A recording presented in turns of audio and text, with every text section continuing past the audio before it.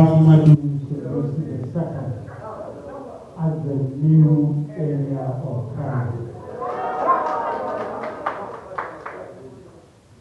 Gwamnajo Diwal Kano Abba Kabir Yusuf andini lornugo lamiɗo Kano ɓoymajo dow korowal laamu Kano gaɗa duuɓi 4 e jippinkimo ɗum gwamnati Kano les ardugal gwamnajo ɓoymajo Umar Abdullahi Ganduje waɗi.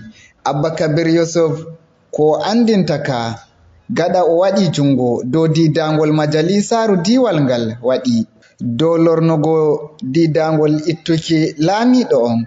To vacate official residences, palaces, offices, and equally hand over. Lamiɓe 4 tiggaɓe gaɗa ittuki lamiɗo on.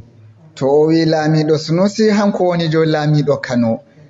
To okki lamiɓe Karaye, Rano e Bicci e Gaya balɗe 2 ɓe mburto nder fada laamu maɓɓe ɓe so'o dow kore laamuɗe ɓe jogino ko hewta gwamnati Umar Ganduje mawnina ɓe okkaɓe laamu gaɗa ittuki lamiɗo Sunusi dow korowal laamu Kano. Ɗi hundeji fu feƴƴonide ko ɗon hanko lamiɗo Kano Aminu Ado o wala nder diwal Kano ngal.